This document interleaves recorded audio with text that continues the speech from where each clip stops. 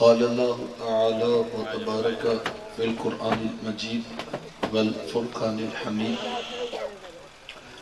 قل إن كنتم تحبون الله فاتبعوني يحببكم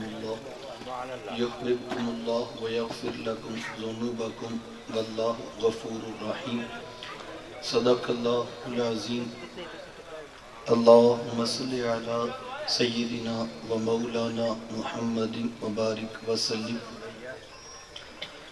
تمام حمد و ثنا تعریف و توصیف اللہ جل مجدہ الکریم کی ذات بابرکات کے لیے جو خالق کائنات بھی ہے اور مالک شش جہات بھی۔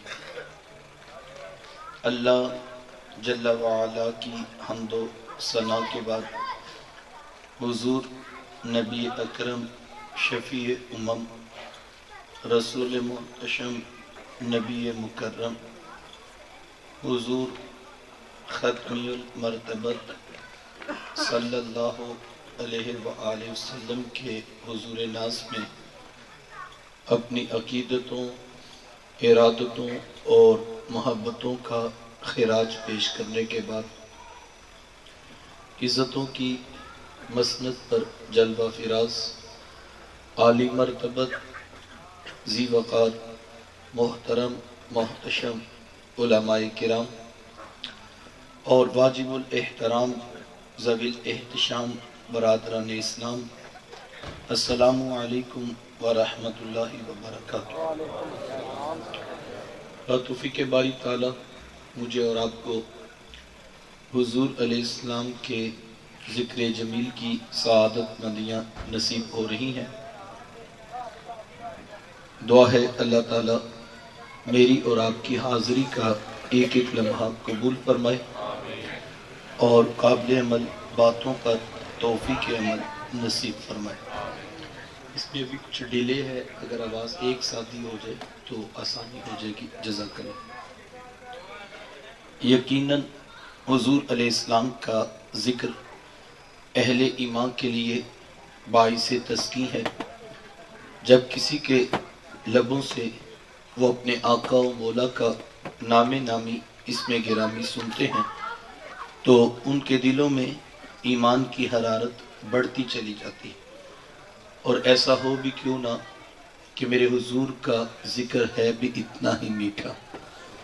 جب کسی کے لبوں پر حضور کا نام آتا ہے تو اہل ایمان کی آنکھوں کی پتلیاں بھی وجد میں آ کے رقص کرنے لگتی ہیں۔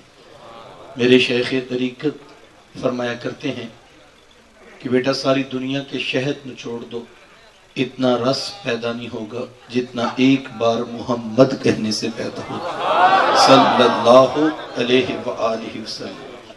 یہ نام کوئی کام بگڑنے نہیں دیتا، یہ نام کوئی کام بگڑنے نہیں دیتا، بگڑے بھی بنا دیتا ہے نام محمد صلی اللہ علیہ وآلہ وسلم۔ کتنا میٹھا نام ہے۔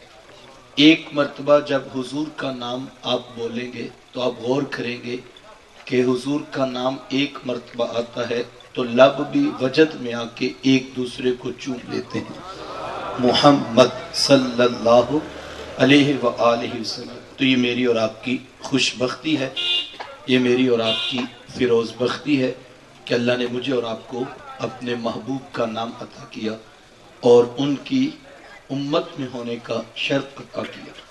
یقین جانیے 12 نبی ایسے ہوئے ہیں کہ جن کے سروں پہ نبوت کے تاج سجے ہیں، لیکن وہ ہاتھ اٹھا کر دعا کیا کرتے ہیں، اے اللہ ہمیں اس پیارے نبی کی امت سے ہی کر دے۔ ہم نے کوئی دعا مانگی، ہم نے کوئی منت مانی، ہم نے کوئی تمنا، کوئی آرزو، کوئی دیگ بانٹی ہو، ہم تو بس پیدا ہوئے تو والد صاحب مسجد سے قاری صاحب کو بلا لائے اور بات بھی محبت کی تھی تو انہوں نے دونوں ہاتھوں سے اٹھا کر کان قریب کر کے کہا، مبارک ہو تو بھی اسی آقا کا غلام بن کے آ رہا۔ پھر میں کیوں نہ کہوں شاہوں سے ملا ہے نہ تبنگر سے ملا ہے، اللہ کا عرفان اسی در سے ملا ہے۔ औरों को मिला है तो मुकद्दर से मिला है, मुझे तो मुकद्दर भी तेरे दर से मिला है। तो ये मेरा और आपका फख्र है, ये मेरा और आपका एजाज़ है कि अल्लाह ने मुझे और आपको अपने महबूब का कुर्ब और महबूब की मोहब्बत और महबूब का नाम और उनकी उम्मत में होने का शर्फ अता किया।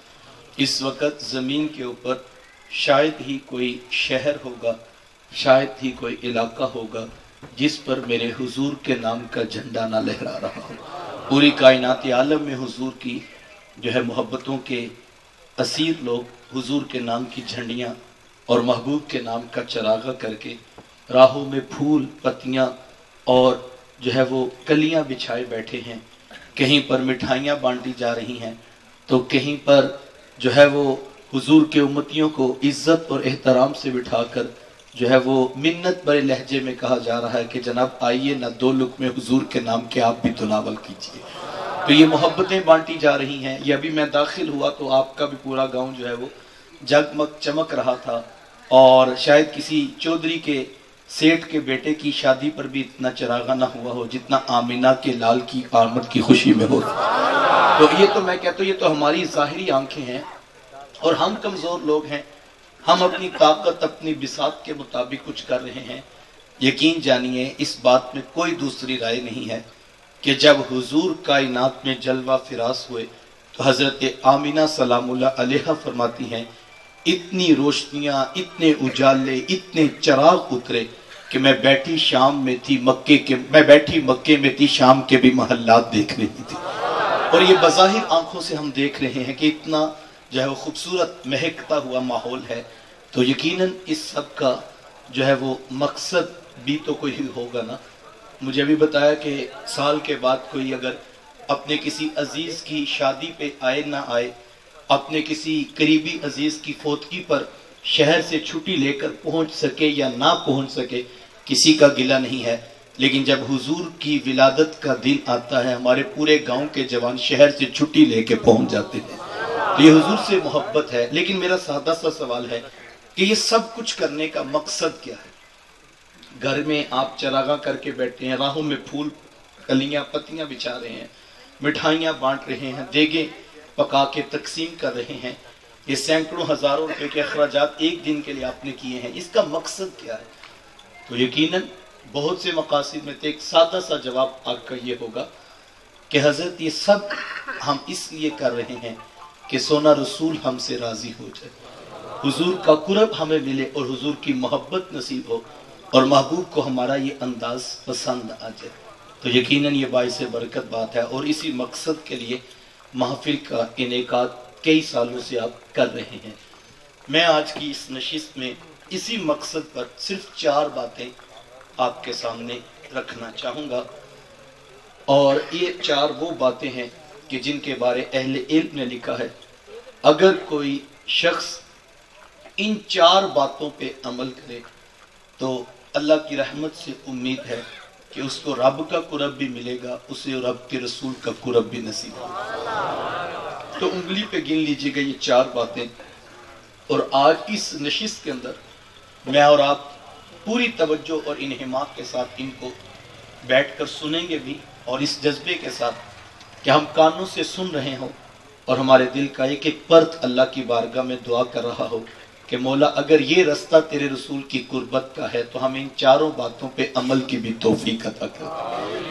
पहली बात जिससे हुजूर अलैहिस्सलाम का कुर्ब हासिल होता है, अल्लाह के रसूल सल्लल्लाहु अलैहि वसल्लम की एक हदीस है। हुजूर अलैहिस्सलाम ने फरमाया कि मुझे तुम्हारी दुनिया से सिर्फ 3 चीज़ें पसंद हैं। एक खुशबू, दूसरा फरमाया कि मनकूहा औरतें और तीसरा फरमाया कि वजुइलत कुर्रतु ऐनी फिस्सला, मेरी आंखों की ठंडक तो नमाज में रखी गई है। हुजूर अलैहिस्सलाम को सबसे ज़्यादा जो महबूब चीज़ थी वो नमाज थी। आका करीम अलैहिस्सलाम जब नमाज का वक्त होता तो हुजूर हज़रत बिलाल रज़ियल्लाहु तआला अन्हु से ये ना फरमाते कि बिलाल आज़ान दीजिए, बल्कि हुजूर फरमाते कि अरिहना या बिलाल, बिलाल उठो ना, हमारे दिल को राहत पहुंचा दो, हमें खुश कर दो अल्लाह की अजान देकर और हम नमाज की तैयारी करें। हुजूर अलैहिस्सलाम को नमाज इस हद तक पसंद थी کہ جب میرے حضور اتنے بیمار ہو گئے کہ محبوب علیہ السلام سے چلا بھی نہیں جاتا تھا، تو روایت میں آتا ہے کہ حضرت علی اور حضرت عباس رضی اللہ تعالیٰ عنہ کے کندھوں پر ہاتھ رکھ کر میرے حضور مسجد کی طرف آ رہے تھے، اور صحابہ فرماتے محبوب سے مبارک پاؤں اٹھایا نہیں جاتا تھا، اور حضور کے مبارک پاؤں سے ایک لکیر تھی جو زمین پر بن رہی تھی۔ اس شوق کے ساتھ حضور اللہ کی بارگاہ میں نماز پڑھانے کے لیے تشریف لا رہے تھے۔ آقا کریم علیہ السلام نے آخری وصیت جو امت کے نام کی وہ کیا تھی؟ لوگو نماز، لوگو نماز، لوگو نماز، نماز نہ چھوڑنا، نماز نہ چھوڑنا، نماز نہ چھوڑنا۔ ذرا غور کیجئے گا، جب حضور آخری لمحات گزارنے کے بعد اللہ کے حضور حاضر ہو رہے تھے اور ظاہری طور پر امت سے پردہ فرما رہے تھے، پورا دین میرے حضور کے سامنے تھا۔ 23 سال میں جو اللہ کی طرف سے پیغام نازل ہوا، 13 سال مکے کے اور 10 سال مدینہ المنورہ میں، 23 سال کے عرصے میں مختلف مقامات، مختلف ادوار، مختلف انداز میں جو رب کا پیغام جز جز کر کے نازل ہوا تھا، اس کی ساری تعلیمات میرے حضور کے سامنے تھی۔ روزہ، حج، زکوٰۃ، سخاوت، عدل و انصاف، حیاداری، زبان پر سچائی کا نور ہو، جھوٹ سے گریز کیا جائے، کینہ، حسد، بغض، یہ پورا نظام اسلام میرے حضور کے سامنے تھا۔ پورے 23 سال میں جو دین سکھایا، اس میں سے جس ایک چیز کا آخری لمحہ انتخاب کیا وہ کیا تھا؟ لوگو نماز، لوگو نماز، لوگو نماز۔ اور جس چیز کا انتخاب کیا گیا، اس پہ توجہ چاہوں گا، یہ وہ چیز تھی کہ جس کے بارے میں سینکڑوں قرآن مجید کی آیات نازل ہو چکی تھی۔ قرآن مجید کا ایک وافر حصہ ہے جو عبادت اور نماز کی تلقین کرتا تھا، اور میرے حضور جانتے تھے قیامت تک اس قرآن کی حفاظت اللہ کے ذمہ کرم پہ ہے۔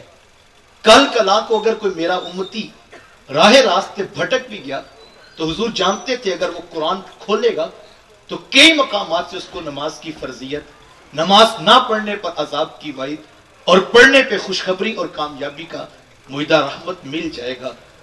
قرآن مجید کے دامن میں یہ روایت موجود ہے کہ کل قیامت کے دن ایک شخص کو گھسیٹ کر کے جہنم کی طرف لے جایا جائے گا، اور رستے میں کچھ لوگ اس سے پوچھیں گے کہ اس کو جہنم میں کیوں لے کر جا رہے ہیں، آج ان کو بھڑکتی ہوئی آگ کے اندر گھسیٹ کے کیوں ڈالا جا رہا ہے؟ تو وہ خود جواب دے کر کہیں گے لم نکو من المصلین، ہم نماز نہیں پڑھا کرتے۔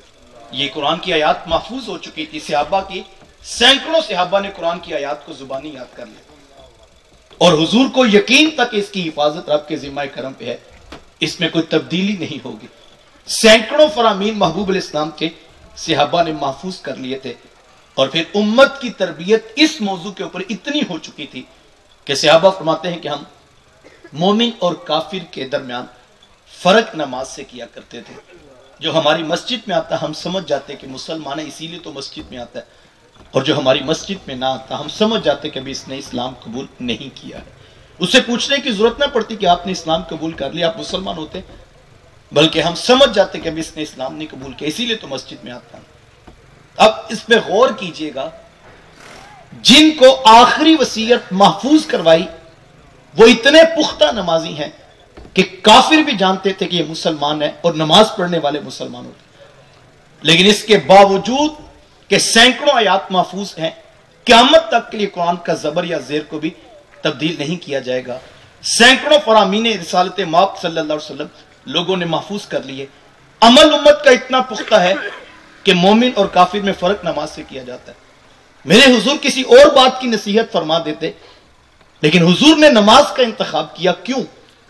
اس لیے کہ حضور جانتے تھے کہ پورے دین میں اس وقت اہم ترین جو چیز امت کو دوبارہ دے سکتا ہوں وہ نماز ہے۔ تو میں اور آپ اس پہ غور کریں کہ اتنی اہم تھی حضور کی نگاہ میں نماز۔ آخری لمحے میں جب حضور امت سے رخصت ہو رہے تھے، حضور علیہ السلام نے اپنی بیٹی سیدہ فاطمہ کے لیے کوئی وصیت نہیں کی، حضور علیہ السلام نے اپنے بیٹے حسنین کریمین کے لیے وصیت کا کوئی جملہ نہیں دیا، جبکہ حضور کو پہلے پتا چل گیا تھا کہ حضور نے خود فرمایا اللہ نے ایک بندے کو اختیار دیا ہے، چاہے تو اس دنیا میں مزید اختیار کر لے، اس دنیا کو مزید اختیار کر لے، اور چاہے تو وہ بندہ رب کے حضور اپنی ملاقات کے لیے حاضر ہو جائے. اور حضور فرماتے اس نے پہلی کی بجائے دوسری چیز کو اختیار کر لیا ہے. حضور کو پتا تھا کہ میرے اب دنیا سے ظاہری طور پہ پردہ کرنے کا حکم آنے والا ہے، تو حضور حضرت فاطمہ کے لیے کوئی وصیت فرما دیتے، حضور حضرت حسنین کریمین کے لیے کوئی بات ارشاد فرما دیتے. وہ تو پہلے پختہ نمازی تھے، تو یہ جو آخری بات ارشاد فرمائی وہ کس کے لیے فرمائی تھی؟ جو صحابہ تھے وہ تو اتنے پختہ نمازی تھے کہ مومن اور کافر میں فرق ان سے نمازوں سے کیا جاتا تھا. تو صاحب حضور کی نگاہ آخری لمحے میں بھی قرب قیامت کے نزدیک آنے والے اپنے امتیوں کی طرف تھی کہ لوگوں نماز، لوگوں نماز، لوگوں نماز، نماز نہ چھوڑنا، نماز نہ چھوڑنا، نماز نہ چھوڑنا. اگر میں نمازی ہوں، میری پیشانی میں رب کے حضور جھکنے کے سجدے نظر آتے ہیں، تو میرے گھر کے منڈیر پہ لہراتے ہوئے جھنڈے اور مہکتے ہوئے پھول اور جگمگاتی ہوئی لائٹنگ اور چراغاں مجھے مبارکباد پیش کر رہے ہیں کہ مبارک ہو تیرے ہم میلاد کا لطف آ گیا. اگر ہم مہک کے، اگر ہم لہرارے کے باوجود اور ہم جو ہے وہ چمک چمک کے محبوب کی ولادت میں آنے والوں کو بتا رہے تھے کہ آمینہ کے لال کی ولادت ہے، تو تجھے مبارک ہو، ہم نے تیری پیشانی میں رسول کی مسکراہٹ کا اثر دیکھا ہے کہ تیری پیشانی میں وہ سجدے تھے جس سے رسول کی آنکھوں کو ٹھنڈک پہنچی ہے. تو تجھے مبارک ہو حضور کا یوم ولادت کہ تو نے وہ کام کیا جس سے محبوب کو خوشی اور راحت ملی ہے. اور اگر ایسا نہیں ہے تو شاید پھر یہ چمکتے ہوئے کمکمے، لہراتے ہوئے جھنڈے اور مہکتے ہوئے پھول ہم سے سوال کر رہے ہیں کہ صاحب ہم تو حضور کی ولادت کی خوشی میں مہک بھی رہے ہیں، ہم جو ہے وہ چمک بھی رہے ہیں، لیکن جس کے ہاں آئے ہیں اس کی پیشانی میں تو حضور کی خوشی کا کوئی سبب نظر ہی نہیں آتا ہے. تو پھر مجھے اور آپ کو آج کی پہلی چیز جس پہ پختہ ارادہ کرنا چاہیے، میں آپ کو دعوت دیتا ہوں، وہ چیز جس پر پختہ ارادہ کرنا ہے وہ نماز ہے. اگر صبح کی کسی کی 5 نمازیں بھی رہتی ہیں، فجر قضا، ظہر قضا، عصر قضا، مغرب نہیں پڑھ سکا، عشاء کا بھی وقت باقی ہے، ہم اگر یہیں سے اٹھیں اور جا کے سو جائیں اور ہم صبح اپنی روٹین سے اپنی جاب، اپنی نوکری، اپنے کاروبار پہ بیٹھے ہوں، تو پھر ہم نے حضور کی قربت کے رستے کو اختیار ہی نہیں کیا ہے. یہ جھنڈیاں، یہ کمکمے قبول ہیں صاحب، اگر ساتھ میں سجدوں کا نور بھی حاصل ہے. تو میں آپ کو دعوت دوں گا، کسی کی صبح کی 4 نمازیں قضا ہیں تو آج اس مجلس میں بیٹھے اتنی پختہ توبہ کی جائے کہ جب ہم گھر جائیں تو وضو کر کے دروازہ کمرے کا بند کر کے ہم پہلے فجر قضا کریں، پھر ظہر، پھر عصر، پھر مغرب اور پھر عشاء پڑھنے کے بعد ہاتھ جوڑ کر عرض کریں، مولا آج تیرے رسول کی ولادت کی خوشی میں نے تیرے رسول کا میلاد سنا ہے، تو کرم فرمانا، آج 5 نمازوں کی توفیق ملی ہے، زندگی کی آخری سانس تک مجھے حضور کی آنکھوں کی ٹھنڈک کا سما کرنے کی توفیق دینا. اتنی زور سے آمین کہو کہ آج ہمیں نمازوں کی توفیق ملے. یہ چیز حضور کو سب سے زیادہ پسند ہے، سب سے زیادہ حضور کو نماز پسند ہے. دوسری چیز جس سے حضور کا قرب نصیب ہوتا ہے، وہ سنیے حضور کی زبان سے، اللہ اکبر. میرے حضور فرماتے ہیں کہ مجھے یہ چیز بڑی پسند ہے کہ میری امت مجھ پہ درود پڑھے اور میرا رب ان کے اوپر رحمتوں کا نزول کرے. اللہ اکبر. حضور فرماتے مجھے بڑی بات پسند ہے کہ میری امت مجھ پہ درود پڑھے اور میرا رب ان کے اوپر رحمتوں کا نزول کرے. تو کثرت سے حضور پہ درود پڑھیے، اس سے حضور کا قرب نصیب ہوتا ہے. خود اللہ کے رسول صلی اللہ علیہ وآلہ وسلم نے ارشاد فرمایا، حضور فرماتے جس شخص نے 1 مرتبہ مجھ پہ درود پڑھا، اللہ تعالیٰ اس کے اوپر 10 مرتبہ رحمت کا نزول فرمائے گا. 1 مرتبہ درود پڑھنے، اس پہ توجہ چاہوں گا. ہم 1 مرتبہ درود پڑھتے ہیں تو رحمتوں کا نزول 10 بار ہوتا ہے. تو ذہن میں سوال پیدا ہوتا تھا، یہ درود کون سا وظیفہ ہے کہ جس کی برکت اتنی ہے کہ 10 مرتبہ رحمتوں کا نزول ہوتا ہے؟ تو اس کے ترجمے پہ غور کریں تو آپ کو لطف آئے گا کہ درود وظیفہ کتنا برکت والا. جب ہم عرض کرتے ہیں اللہم صلی علی محمد صلی اللہ علیہ وآلہ وسلم، تو ہم عرض کرتے ہیں اے اللہ اپنے نبی کے اوپر رحمت کا نزول فرما. ہم 1 مرتبہ یہ عرض کرتے ہیں اے اللہ اپنے نبی پہ رحمت کا نزول فرما. किस नबी पर? जिनको रब ने पहले ही रहमत लिल आलमीन बना कर भेजा। किस नबी पर?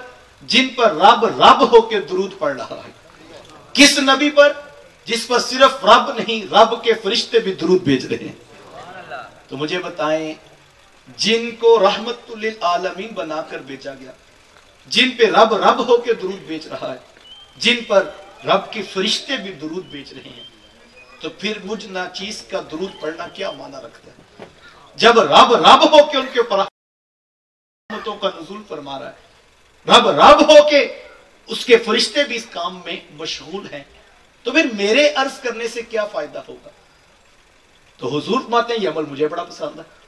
जबकि रब के रसूल के ऊपर तो रब दुरूद भेज रहा है, फिर हुजूर मुझे क्यों फरमा रहे कि मुझे ये पसंद है कि मेरा उम्मती मुझ पे दुरूद पढ़े?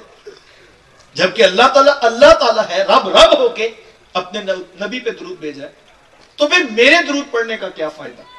जब अल्लाह रब होके अपने नबी पे दुरूद पढ़ रहा है, रब के फरिश्ते उन पे दुरूद भेज रहे हैं, जो खुद रहमतुल लिल आलमीन बना कर भेजे। तो मुझे दूसरी हदीस यहां याद आती है। हुजूर फरमाते हैं कि मेरे उम्मती, तेरा और मेरा ताल्लुक ऐसा है कि कांटा तेरे पाँव में चुभता है, उसकी दर्द मुझ मोहम्मद को होती है।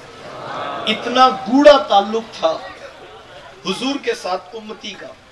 तो हुजूर उस ताल्लुक की बुनियाद पे फरमा रहे हैं कि मेरे उम्मती, तू मुझ पे दुरूद पढ़। मुझे ये बात इसलिए पसंद है कि जब तू एक मरतबा दुरूद पढ़ेगा, इस दुरूद की बरकत से रब 10 मरतबा तेरे ऊपर रहमत का नुज़ूल फरमाएगा। तो इसका मतलब हुजूर ये चाहते हैं कि मेरे उम्मती दुरूद पढ़ते रहें और रब इनके ऊपर 10-10 बार रहमतों का नुज़ूल फरमाता रहे। और जब रब रहमतों का नुज़ूल फरमाएगा, इनकी जिंदगियां आसान हो जाएंगी, दुख खत्म हो जाएंगे, तकलीफें और परेशानियां और टेंशनें खत्म हो जाएंगी। ये दुरूद शरीफ का बरकत का वजीफा, इसको अपनी जिंदगी में जरूर इख्तियार कीजिए। उलमा ने इस बात को लिखा है कि जो शख्स दुरूद पढ़ता है कसरत के साथ, अल्लाह ताला उसके दिल का ताल्लुक गुंबद खजरा के मकी के दिल से जोड़ देता। अल्लामा इकबाल अलैहिर्रहमा को एक शख्स ने बाकायदा खत लिख कर पूछा कि इकबाल, आपको इतना बड़ा मनसब हासिल है कि आप हकीमुल उम्मत कहलाते हैं। आपके शेरों में वो मिठास और वो चाशनी और वो तासीर है जो किसी और के शेरों में नजर नहीं आती। सुखनवर तो और भी हैं, शायर तो और भी बड़े बड़े हुए हैं, लेकिन इकबाल, जो मिठास आपके लहजे में, जो तासीर आपके शेरों में दिखाई देती है, वो कहीं और नहीं आती है। तो इसकी वजह क्या है? तो अल्लामा इकबाल फरमाने लगे कि तुम भी इकबाल बन सकते हो। तो जहन में सवाल था, हम कैसे इकबाल बन सकते हैं?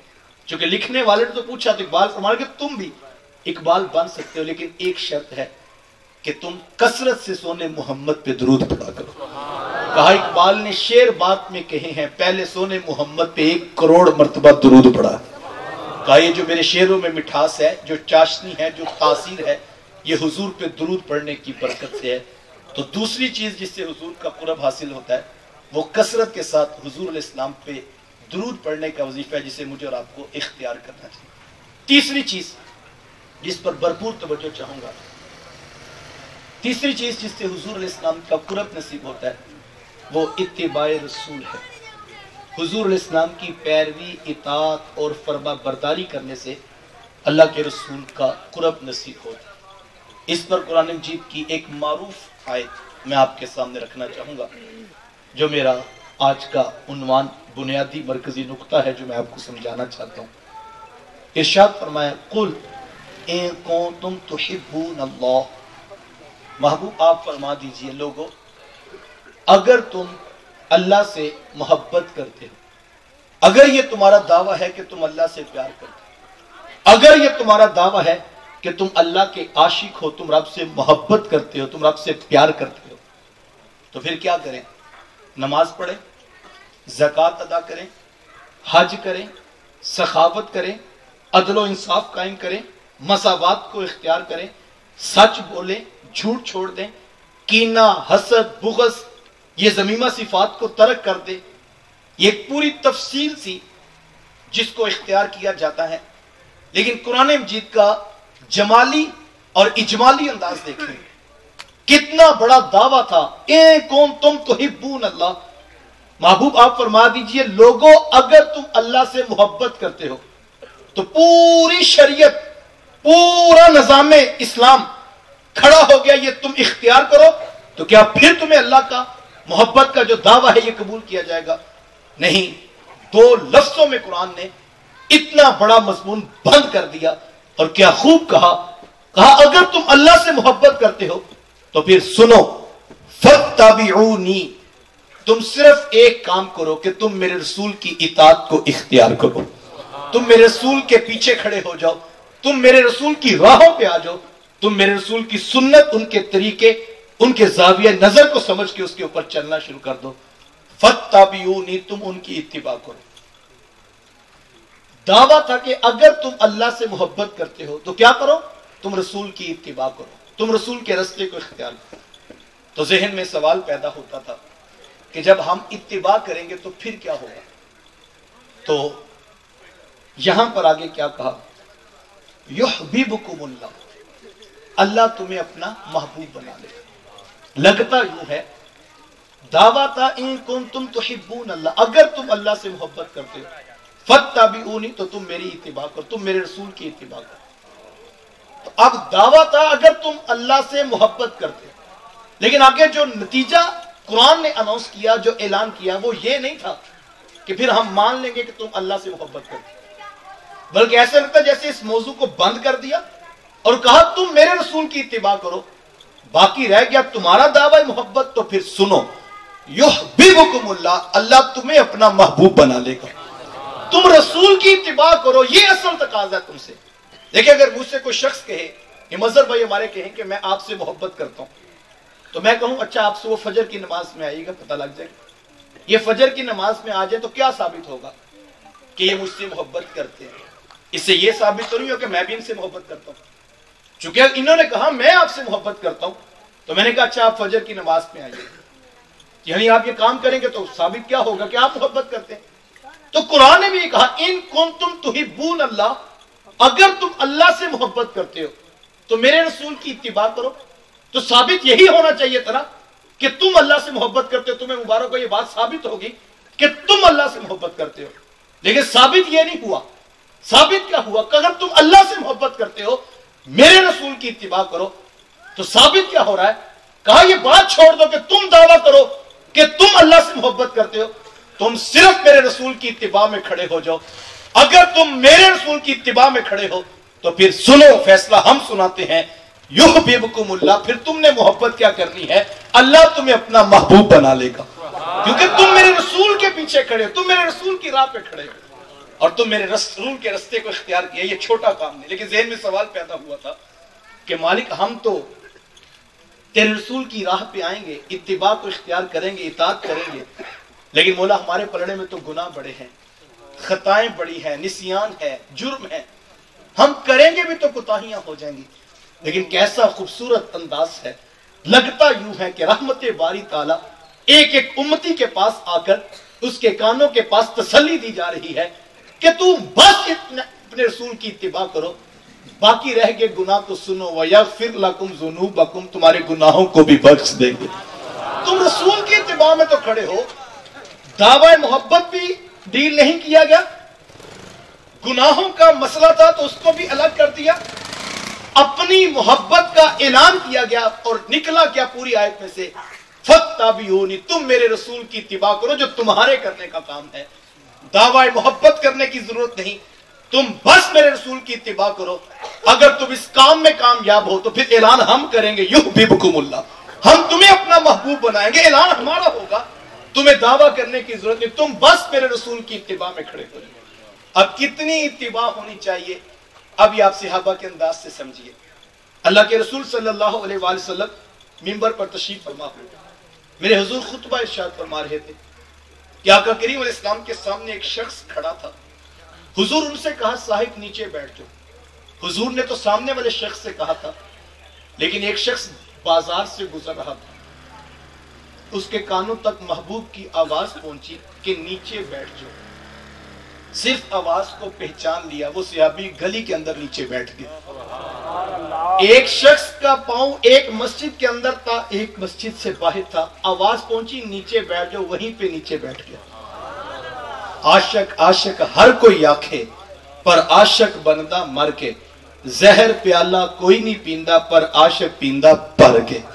عشق عمل کا تقاضا کرتا ہے. عشق اتنا نہیں کیا ان صحابی نے کہ مسجد میں تو آ گیا ہوں، جا کے دیکھ لیتا ہوں، پوچھ لیتا ہوں کہ حضور آپ نے کس کو کہا، جبکہ ان کا نام تو نہیں لیا تھا، کہا تو سامنے والے شخص کو تھا، لیکن جس تک گلی کی کونے میں کھڑے ہو کے گلی کی آواز پہنچی، اس نے یہ نہیں پوچھا کہ کس کو کہا ہے، کہا محبوب کا حکم ہے نیچے بیٹھ جو، یہیں پہ نیچے بیٹھ جاتا ہوں.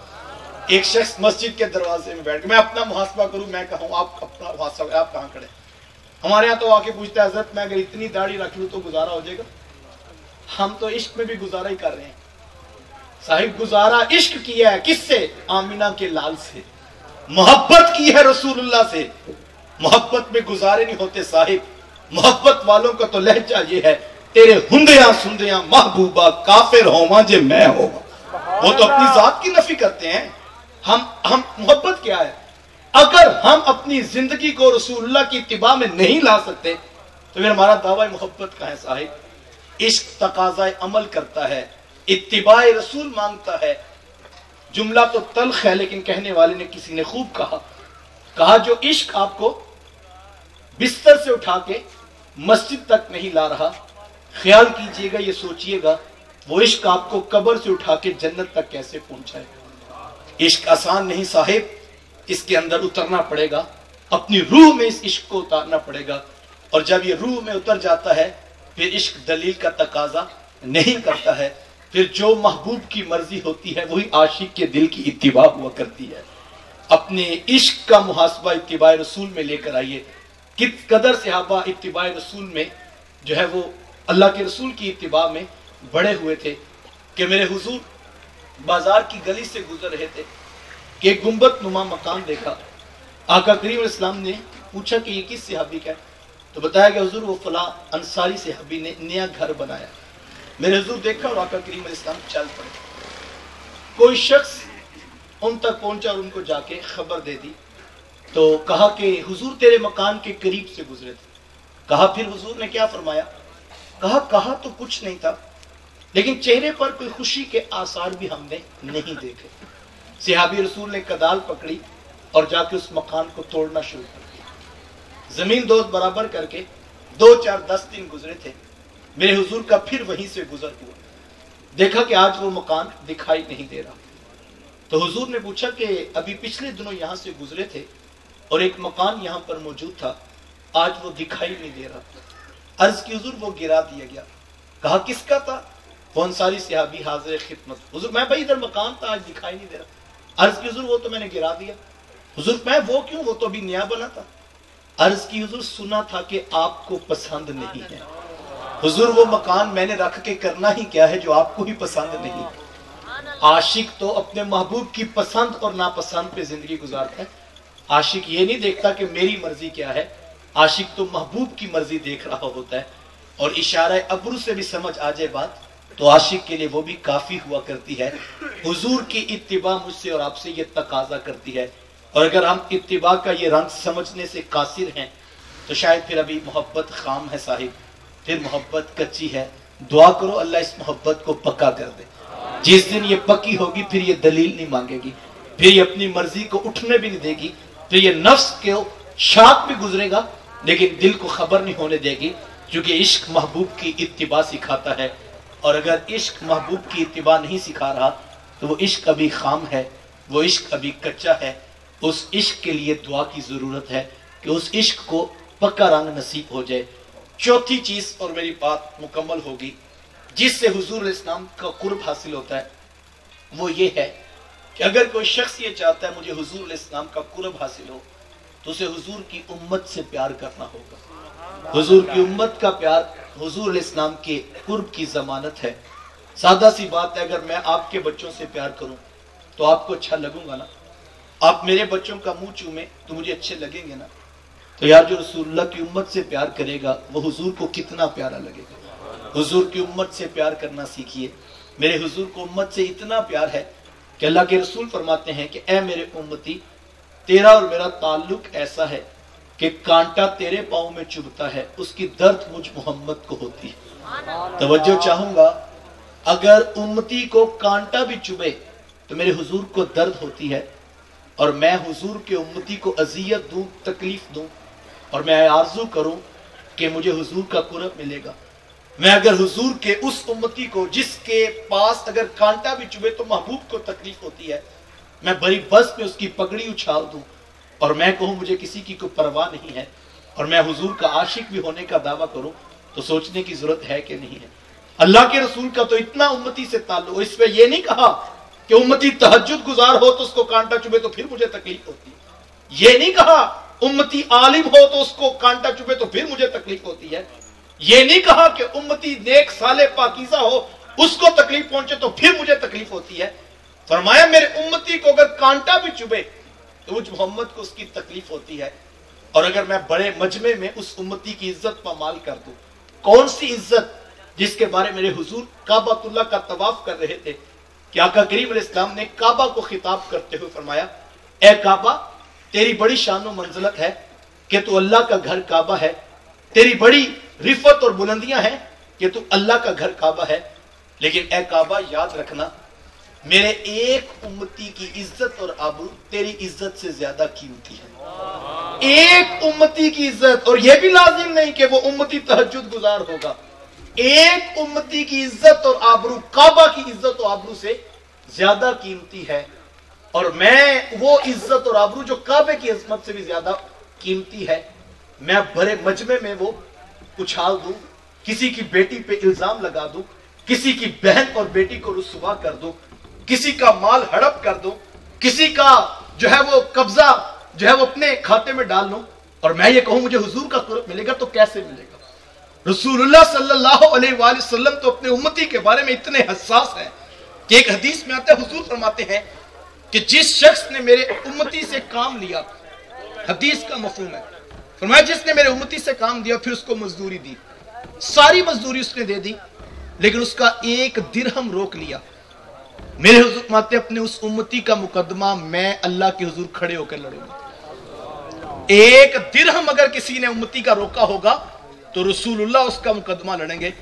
جس نے حضور کے امتیوں کی جائیدادیں ہڑپ کی ہوں گی کل اس کا کیا حال ہوگا؟ جس نے بیٹیاں بھی تھی حضور کی امت میں بھی تھی ان کو بھی حصہ نہیں دیا، وہ سوچے کل حضور کے سامنے اس نے کیسے کھڑے ہونا ہے۔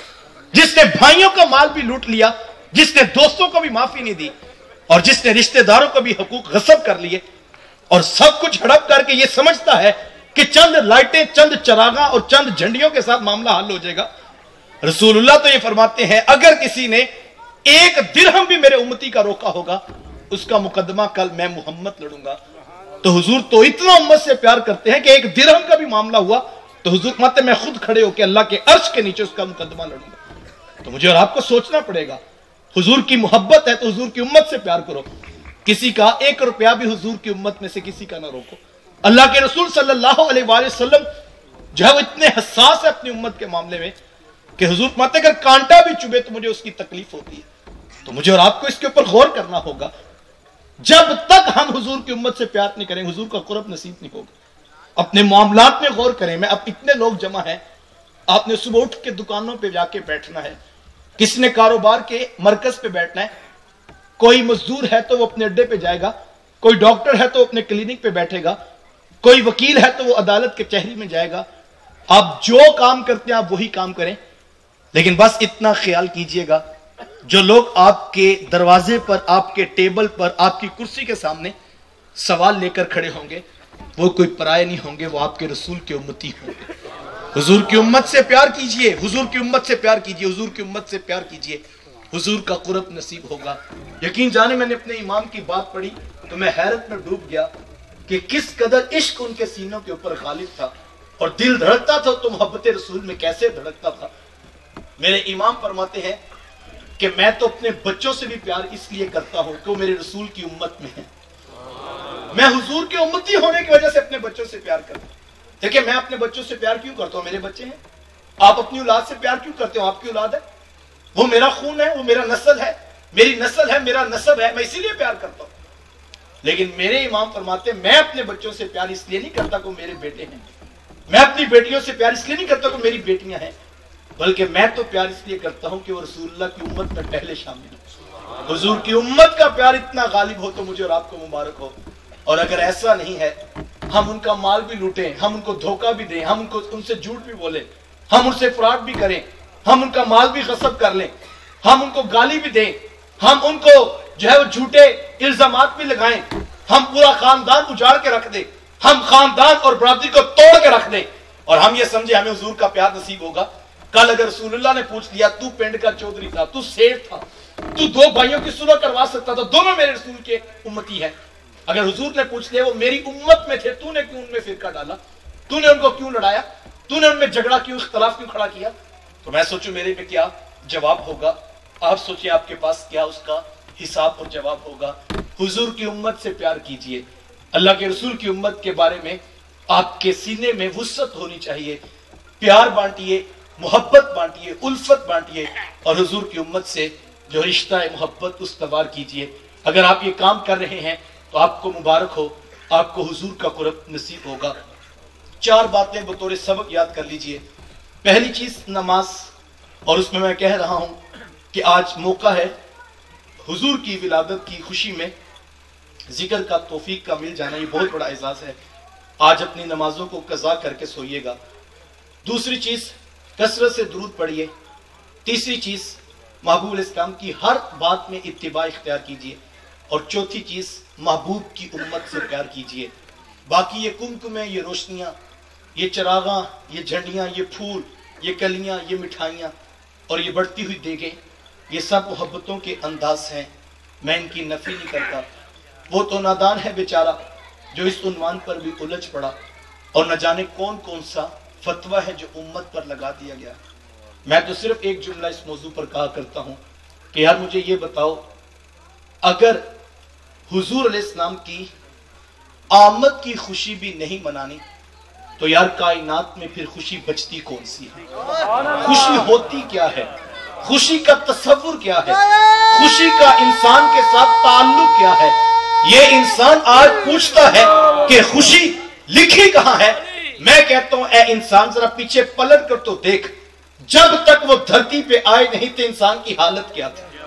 پیدا ہوتے بیٹی کو ماں کی گود سے پکڑ کے گھڑا کھود کے دھکا دینے والا کوئی پرایا نہیں ہوتا تھا، اسی بیٹی کا باپ ہوتا تھا۔ بہن کو زندہ گرگور کرنے والا کوئی پرایا نہیں ہوتا تھا، اسی بہن کا سگا بھائی ہوتا تھا۔ یہ آج پوچھتا ہے لکھا کہاں ہے؟ ذرا پلٹ کر تو دیکھ، جب تک نہیں تشریف فرما ہوئے تھے حالت کیا تھی تیری انسان؟ کبھی چاند، کبھی سورج، کبھی ستاروں کی پرستش کرتا تھا، کبھی یہ حجر، کبھی یہ شجر، کبھی درختوں کو اپنا معبود سمجھتا تھا۔ اس کی بے بسی کی حالت تو یہ ہے کہ یہ انسان کبھی اپنے ہاتھوں سے بت تراش کے اس کے آگے ماتھا ٹیک دیتا تھا۔ اس کی تو اتنی ذلتوں کی کہانی ہے۔ یہ آج پوچھتا ہے لکھا کہاں ہے؟ لکھے ہوئے کی کبھی نہیں صاحب، قرآن کا لفظ لفظ، قرآن کا حرف حرف رسول کی محبت کا ترانہ پڑھ رہا ہے، لکھے ہوئے کی کمی نہیں صاحب۔ لیکن ذرا پیچھے پلٹ کر دیکھ تیری حالت کیا تھی۔ یہ انسان جو آج پوچھتا ہے کہاں لکھا ہے، یہی انسان تھا جو کبھی کیچواؤں، کبھی سانپوں اور کبھی بچھوؤں کو اپنا خدا سمجھتا رہا اور ان کی پرستش کرتا رہا۔ آج پوچھتا ہے لکھا کہاں ہے؟ صاحب ذرا پیچھے پلٹ کر دیکھ، جب تک وہ نہیں آئے تھے انسان کی حالت کیا تھی۔ یہ تو خوشیاں نہ جانے کب کی روٹ کے آسمانوں کو چلی گئی تھی کہ مولا دھرتی پہ ظلم اتنا ہے کہ ہم سے دیکھا نہیں جاتا۔ یہ تو کرم ہو گیا کہ دھرتی پہ میرے حضور کے مبارک قدم آگے، بس ان کے قدم آئے، روٹی ہوئی خوشیاں دوبارہ زمین والوں کو عطا کی گئی۔ اور یہ کمکمے، یہ روشنیاں، یہ تو محبتوں کے انداز۔ اور میں ایک اور بات بھی کہا کرتا ہوں، یار مجھے دل پہ ہاتھ رکھ کے بتائیں، یہ کاغذ کی جھنڈیاں بھی بلا کوئی استقبال ہے؟ یہ مصنوعی قسم کی لائٹنگ اور چراغاں یہ بھی کوئی بھلا استقبال ہے؟ تشریف آوری کن کی ہے؟ جلوہ فراز کون ہو رہے ہیں؟ جناب آ کون رہے ہیں؟ تشریف وہ لا رہے ہیں جن کے پیچھے 1.25 لاکھ کے قریب نبی ہاتھ باندھ کے کھڑے ہو جاتے۔ تشریف کون لا رہے ہیں؟ جو سیر کرنے کو بھی آئے تو کم از کم رب کا عرش دیکھ کے آیا کرتے ہیں۔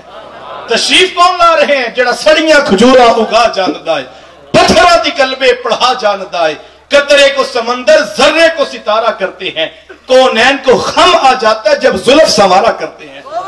وہ آ رہے ہیں جناب جن کے ہاتھ اٹھیں تو سورج پلٹ کے اثر کے وقت پہ آ جاتا ہے۔ تشریف کون لا رہے ہیں؟ جن کی انگلی کا اشارہ ہو چاند ٹکڑے ہو کے قدموں میں گرتا ہے۔ اتنی بلند عظمتوں والے رسول آ رہے ہوں تو مجھے بتائیں ذرا، یہ کاغذ کی جھنڈیاں بھی بلا کوئی استقبال ہے؟ میں تو کہتا ہوں صاحب ہم تو کمزور لوگ ہیں، ہم تو کر کچھ نہیں سکتے ہیں، ہم تو یہ کاغذ کی جھنڈیاں لگا کے محبوب کی آمد کی استقبالیہ تقریب میں اپنی محبتوں کا رنگ بھر لیتے ہیں، ورنہ یہ کاغذ کی جھنڈیاں کیا ہیں؟ لیکن یہاں تو کاغذ کی جھنڈیوں کا بھی مسئلہ بنا ہے۔ میں تو کہتا ہوں صاحب یہاں تو کاغذ کی جھنڈیوں کا مسئلہ بنا ہے، یہاں تو کپڑے کے لہراتے ہوئے جھنڈوں کا مسئلہ بنا ہے۔ ہمارا تو بس نہیں چلتا صاحب، ورنہ دل کاٹ کے محبوب کی راہوں میں ڈال۔ اور یہ صرف عقیدتوں کی بات نہیں ہے، میرے امام نے یوں ہی نہیں کہا تھا کروں تیرے نام پہ جاں فدا، نہ بس ایک جاں دو جہاں فدا، دو جہاں سے بھی نہیں جی برا، کروں کیا کروڑوں جہاں نہیں۔ تو یہ میرا اور آپ کا اعزاز ہے، یہ میرا اور آپ کا فخر ہے کہ اللہ نے مجھے اور آپ کو اپنا رسول عطا کر دیا۔ تو یہ محبتوں کے انداز ہیں، اور میں کہتا ہوں ہم کمزور لوگ کیا استقبال کریں گے؟ یار استقبال تو اس دن دیکھنے والا تھا جب میرے حضور اس کائنات میں جلوہ فراز ہوئے، اتنی روشنیاں، اتنے اجالے، اتنے چراغ برسے کہ حضرت آمینہ فرماتی ہیں کہ میں بیٹھی مکے میں تھی، شام کے محلات دیکھ رہی تھی۔ استقبال تو اس دن ہو رہا تھا جب حضور تشریف فرما ہوئے تو شرق کے جانور غرب کی طرف، غرب کے جانور شرق کی طرف دوڑ لگا رہے تھے اور ایک دوسرے سے ملاقات کر کے کہہ رہے تھے مبارک ہو آمینہ کے گھر مصطفیٰ تشریف لے آئے۔ آواز آ رہی تھی بخن بخن قبض محمد، مبارک ہو آمینہ کے گھر مصطفیٰ تشریف لانے والے، ان کا قبضہ پوری کائنات پہ ہو گیا ہے۔ یار اس دن استقبال تھا، اور ایک استقبال اور ہے، میں یہ کہتا ہوں لطف اس دن آئے گا، پینڈنگ ہے ایک استقبال، روک رکھا ہے پوری انسانیت کو رب نے۔ حضرت آدم علیہ السلام کے پہلے امتی سے لے کر حضرت عیسیٰ علیہ السلام کے آخری امتی تک، اور پھر میرے حضور کے پہلے امتی سے لے کر قیامت تک آنے والے آخری انسان تک، لاکھوں کروڑوں اربوں کھربوں انسان، کل محشر کا میدان لگے گا، 1.25 لاکھ کے قریب انبیاء اور رسل اپنے اپنے تختوں پر، اپنی اپنی مسجدوں پہ جلوہ فراز ہوں گے۔ ذرا چشم تصور میں دیکھیے گا وہ کتنا بڑا مجمع ہوگا۔ یہ آپ 1000 یا 1500 لوگ ہوں گے، کہاں تک ہجوم پہنچ رہا ہے؟ جس مجمع میں 1.25 لاکھ کے قریب نبی بیٹھے ہوں گے، وہ مجمع کتنا بڑا ہوگا۔ پھر حضرت آدم علیہ السلام کے پہلے امتی سے لے کر حضرت عیسیٰ علیہ السلام کے آخری امتی تک، پھر میرے حضور کے پہلے امتی سے لے کر قیامت تک آنے والے آخری انسان کو لا کے محشر کے میدان میں کھڑا کیا جائے گا۔ یہ لاکھوں کروڑوں اربوں کھربوں لوگوں کا مجمع، اور کھربوں لوگوں میں 1.25 لاکھ کے قریب انبیاء اور رسل۔ ان کھربوں لوگوں میں جہاں 1.25 لاکھ کے قریب انبیاء اور رسل ہوں گے، میرا رب اپنی شان جلالت کے ساتھ اپنے عرش پہ جلوہ فراز ہوگا۔ ان لاکھوں کروڑوں اربوں کھربوں لوگوں میں رب کسی ایک سے بھی بات نہیں کرے گا۔ مختلف انبیاء کے پاس امتیں ہو کر آئیں گی، ہر نبی یہی کہے گا اذهبوا الى غیری، اذهبوا الى غیری، کسی اور کے پاس چلے جاؤ، کسی اور کے پاس چلے جاؤ۔ 1.25 لاکھ کے قریب انبیاء اور رسل، لاکھوں کروڑوں اربوں کھربوں لوگوں میں جس ایک ذات کا انتخاب میرا رب کرے گا، وہ آمینہ کا لال ہوگا۔ اس دن استقبال دیکھنے والا ہوگا صاحب، اس دن دیکھنے والا استقبال ہوگا جب میرے حضور آئیں گے، اور میرے حضور خود فرماتے ہیں کہ عرش کی دائیں جانب ایک مسند لا کر رکھی جائے گی، جس مسند کے اوپر میں محمد جلوہ فراز ہوں گا۔ اور پھر حضور بات کریں گے تو رب کسی سے بات کرے گا، اور اگر حضور کسی سے کلام نہ کرے، کسی کی بات نہیں سنی جاتی۔ آج ہر کوئی کہتا ہے جناب ڈائریکٹ مانگنا چاہیے، آج تو رب آنکھوں سے اوجھل ہے، آج تو رب عقل کے زاویوں سے ورا ہے، آج تو ہاتھوں سے چھوا نہیں جا سکتا، آج آنکھوں سے دیکھا نہیں جا سکتا۔ یہ جو چیخ چیخ کے کہتا ہے ڈائریکٹ مانگنا چاہیے، رب ڈائریکٹ موجود ہوگا۔ 1.25 لاکھ کے قریب نبی بھی موجود ہوں گے۔ عام انسان تو عام انسان ہے، نبی بھی اللہ سے بات کرنے کی جرت نہیں رکھیں گے۔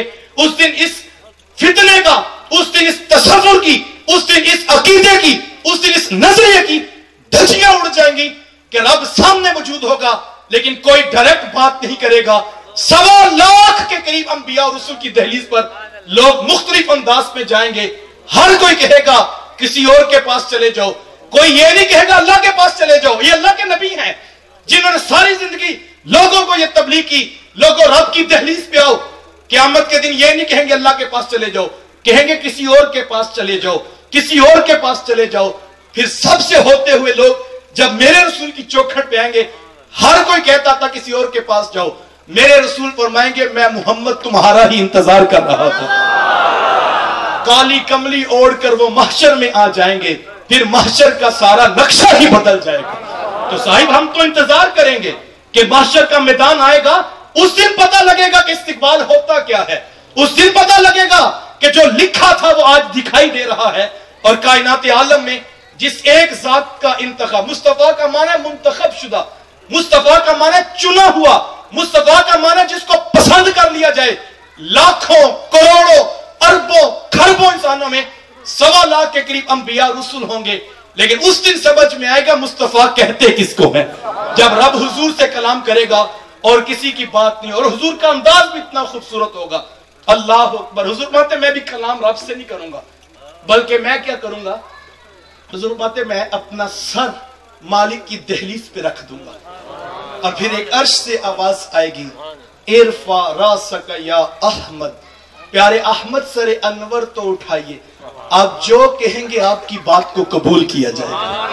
اللہ اکبر۔ پتہ اس دن لگے گا صاحب۔ تو یہ تو محبتوں کے رنگ ہیں، یہ تو ہم کمزور لوگ ہیں، کر کچھ نہیں سکتے۔ یہ کمکمیں، یہ روشنیاں، یہ چراغاں، یہ پھول، یہ کلیاں، یہ مٹھائیاں، یہ دیگیں، یہ سب باعث برکت ہے بیٹا، لیکن اس کے باوجود یاد رکھنا یہ سب کچھ آغاز ہے، یہ سب کچھ محبوب کی محبت کا استقبال ہے، یہ منزل نہیں ہے۔ منزل میرے حضور کی ذات ہے، منزل میرے محبوب کا پیغام ہے، منزل محبوب کا اسوہ نور ہے۔ اگر میں ساری بات کو 2 جملوں میں کہوں تو میرے استاذ مکرم فرمایا کرتے ہیں کہ بیٹا یہ نہ ہو کہ کل لوگ تم سے پوچھے کہ تم کون ہوتے ہو، اور تم پاسپورٹ سے مذہب کا خانہ دکھاؤ کہ یہ دیکھیے اسلام لکھا ہے، ہم مسلمان ہوتے ہیں۔ کہا نہیں بیٹا، نہ کسی کو پوچھنا پڑے، نہ کسی کو بتانا پڑے، تم دور سے آ رہے ہو، تمہاری وضع قطع، شکل و صورت، چال ڈھال، انداز معاشرت اتنا خوبصورت ہو کہ لوگ مسکرا کے کہیں وہ دیکھیے میلاد والے آقا کا امتی آ رہا ہے۔ یہ ہماری منزل ہے اور ہم نے اسی کو حاصل کرنا ہے۔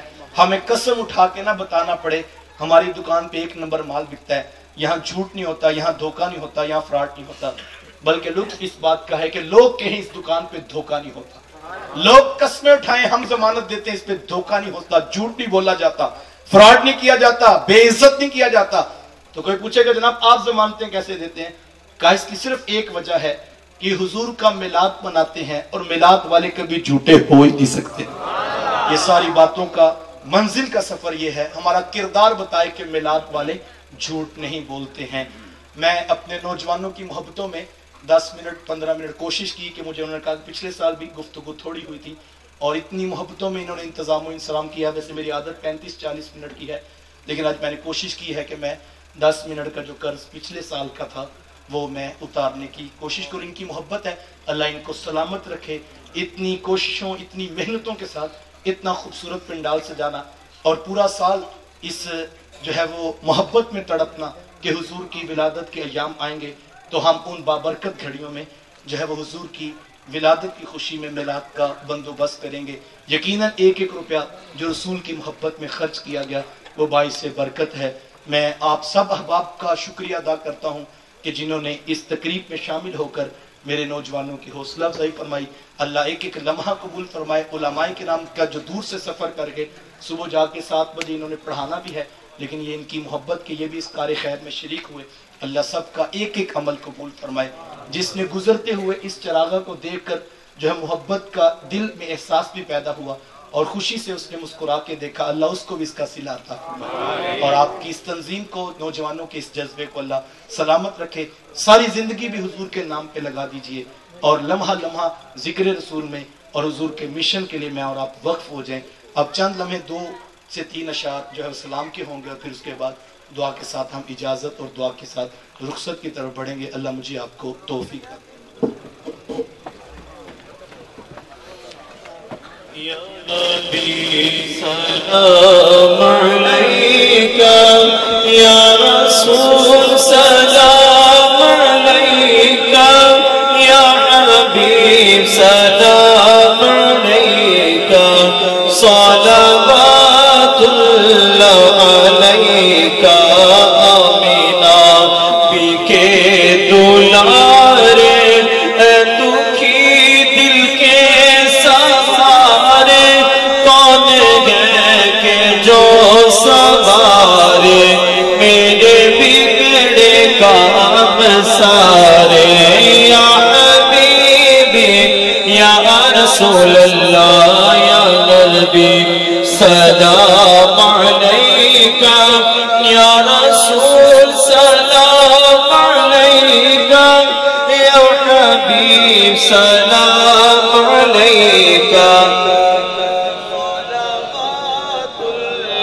علیکہ میرے آقا کملی والے میرے دل میں رہنے والے میرے دل سے اب نہ جانا اے مدینے رہنے والے شورش رنجو علم کیا کر سکے کوئی ستم کیا لڑکھڑائے اب قدم کیا تم جو پاس ہو تو غم کیا مصطفیٰ خیر الورا ہو سرور ہر دو سنا ہو اپنے اچھوں کا تصدق ہم بدوں کو بھی نبھاؤ چرخ بدلے دہر بدلے تم بدلنے سے بنا ہو کیوں رضا مشکل سے ڈریے جب نبی مشکل کشا ہو یا حبیبی یا رسول اللہ یا نبی سلام علیکہ یا رسول سلام علیکہ یا حبیب سلام علیکہ صلوات اللہ علیکہ۔ اب آپ ایک بار فاتحہ شریف پڑھ کے اپنے مرحومین کے اس ثواب میں شریک ہو جائیں۔